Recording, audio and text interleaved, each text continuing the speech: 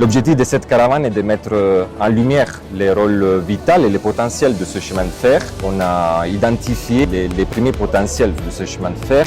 Donc la première étape sera aujourd'hui à la Lopé, parce qu'il y a les potentiels liés au tourisme pour la visite de ce parc naturel qui est un des plus importants du pays.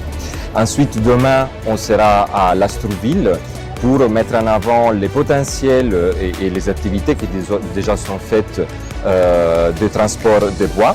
Ensuite, on arrivera à Moanda pour les transports des minéraux.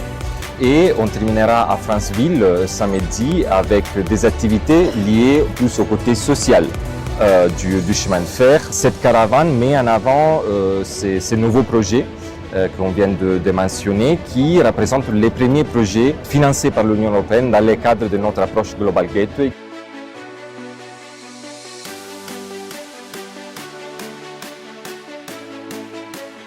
L'État vient ici pour participer, pour voir et s'assurer, parce que vous êtes sans ignorer que la nouvelle vision du président de la République, chef de l'État, chef du gouvernement, son Excellence Brice Clotaire Oligui Nguema, c'est d'accompagner les entreprises nationales. Donc nous voulons aussi nous assurer de l'effectivité de ces fonds au profit, effectivement, ce pourquoi ça a été octroyé. Donc,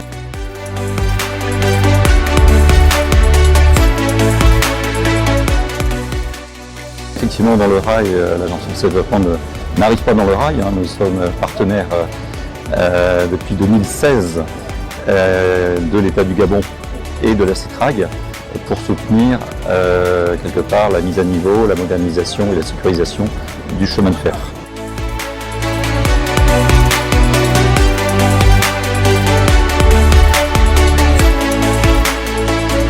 Donc la caravane organisée par l'Union européenne et l'Agence française de développement sur le chemin de fer permet donc de présenter les investissements qui ont déjà été réalisés mais qui vont se poursuivre aussi.